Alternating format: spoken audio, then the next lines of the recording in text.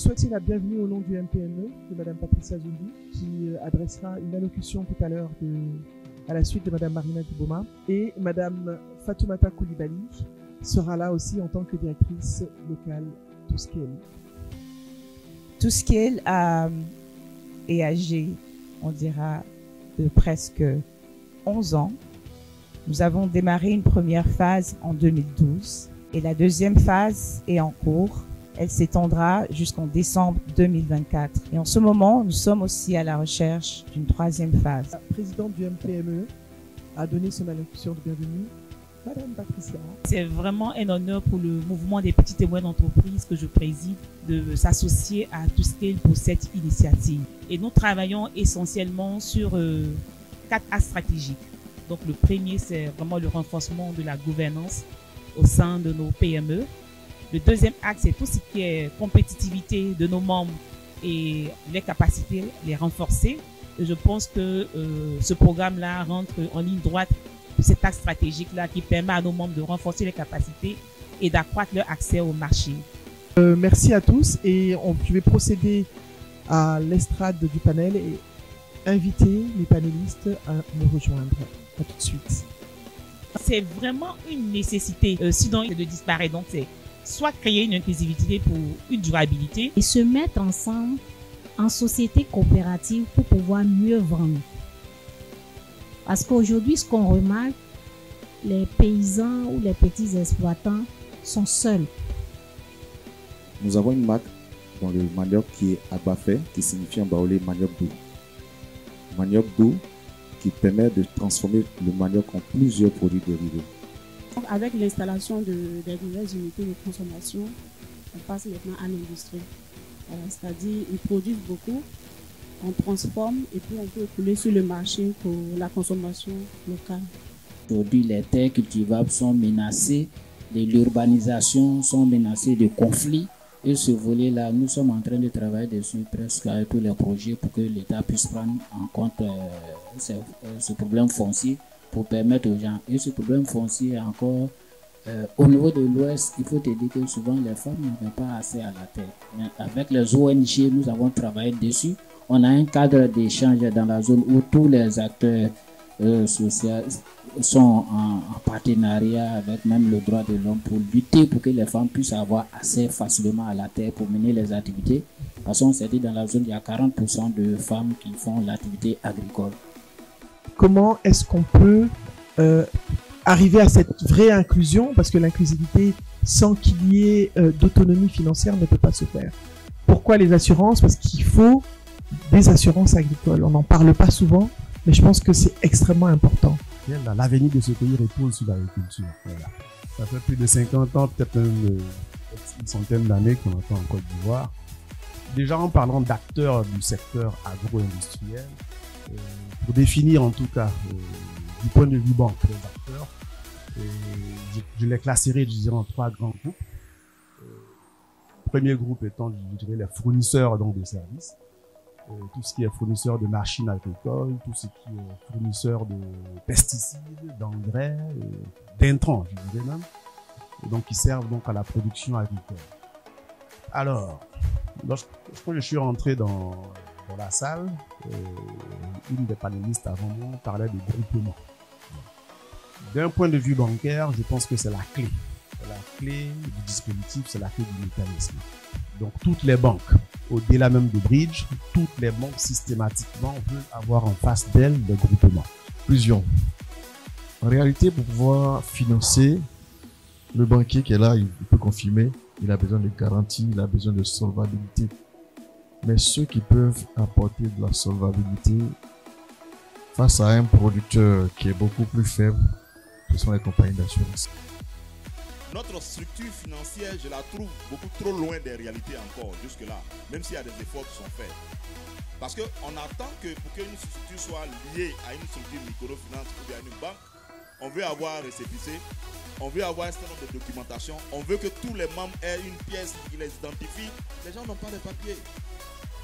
Donc il y a ce défi-là qui est là. Madame Fall, quand vous posez la question des défis, c'est cette reconnaissance légale-là qui pose problème. Vous voyez, avec le fait qu'on ait association villageoise d'épargne et crédit, au niveau de la loi associative de Côte d'Ivoire, on ne peut pas les reconnaître comme une association. Parce qu'on dit qu'il y a épargne et puis il y a crédit dedans. Le thème financier qui est dedans là, ça n'est pas adapté à la loi associative de 1960 que nous avions en Côte d'Ivoire. Donc c'est un grand défi qu'on a. Et si la structure est liée à une banque ou bien à une microfinance, au début la structure peut accepter qu'elle soit liée. Mais quand il va arriver la partie de donner un crédit à l'association là, la structure va demander qu'ils aient des récépissés, qu'ils aient ces papiers. Et quand on va à la préfecture pour demander à ce qu'on fasse la reconnaissance légale, il y a débat. Il y a des préfets qui ont accepté comme ça, yeux fermés, pour nous donner les récépissés. Mais il y a d'autres qui ont dit, dans la loi là, votre structure là, comme il y a crédit dedans, il n'y a pas un crédit dedans, ce n'est pas association, c'est microfinance. Mon frère de microfinance est là. Il sait que le plus petit montant qu'il faut avoir pour une microfinance, c'est à faire des milliards. Nous, on n'a pas ça. Au niveau des AVEC, je tiens à rassurer M. Traoré pour dire qu'on accompagne les associations, les AVEC, à travers le projet avec Solidaridad. On a accompagné des AVEC, on a même fait des crédits aux AVEC qui à leur tour ont fait des crédits aux membres. Et ça a tellement bien marché qu'après le projet, on continue toujours au niveau de Aboisseau, d'Ivo, au niveau de Gagnoa. Ça, ce sont quelques exemples. Nous sommes fatigués. Les paysans sont fatigués. Comment? Nous sommes là comme ça, les sons, on voit à la télévision, on dit « Ah, ils sont en train de financer le groupement. Tu vas appeler tes camarades, venez, groupement, venez. » Ils ont donné 10 milliards ici pour les paysans. Ils ont donné 5 milliards ici pour les paysans. Ils vont te soulever pour montrer que c'est dans ta main. Ils ont dit, toi, le lendemain, tu vas marcher comment? Parce que tu es paysan et puis ils ont dit, il y a un milliard qui est venu. On nous invite à Daloa comme ça pour venir ici. On prend caméra pour mettre dans nos yeux. Il y a combien de groupements? 100 groupements. D'accord, on va vous financer. Faites les papiers. Moi-même qui ne connais pas le papier là. C'est là que j'ai appris couleur de papier. Il y a couleur papier rouge, fait noir. Tu fais noir, fait blanc, tu fais blanc. Le financement ne sort jamais. Tes petits jetons, tu as gardé pour que ta petite famille arrive à manger, à mettre tes enfants à l'école. Tu vas prendre ça pour payer le transport. Souvent, tu viens, tu ne gagnes pas de transport pour retourner. Pourquoi je tire le chapeau à tous qui, M. Watt et Fatou, tous qui sont partis chez nous? La joie qui est dans mon cœur ce matin, il ne veut pas tout dire. Et là, quand il t'invite, là, quand tout qui t'invite, là, tu viens là, t'en manger. Quand tout ce qui t'invite, là, tu viens t'en manger, là, c'est clair. Ton transport, c'est clair. Tout ce, même on a mangé, voici manger qui traîne dehors. Celui qui veut n'a qu'à prendre sachet pour remplir. Oh, quitter ici encore, ils vont payer notre transport. La journée que tu as perdu dans ton chat, que tu n'es pas parti là, ils vont payer ça. Je remercie tous. Mesdames et messieurs, tout ce qu'elle a en Côte d'Ivoire, comme il avait été déjà posé par la directrice du programme, intervient sur plusieurs filières. Donc, permettez-moi de citer le nom de ces partenariats une fois de plus.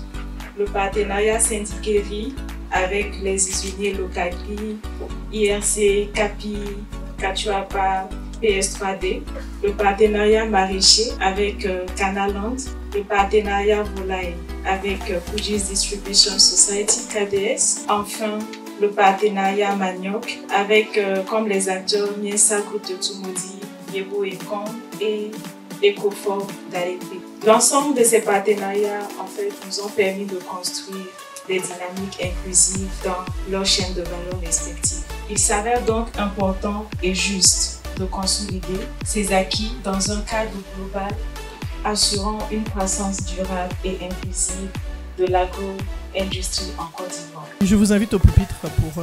Alors c'est très important cette collaboration entre le MPME et ToScale. C'est grâce à cette collaboration que nous sommes là aujourd'hui, mais c'est un moment historique important, une initiative conjointe.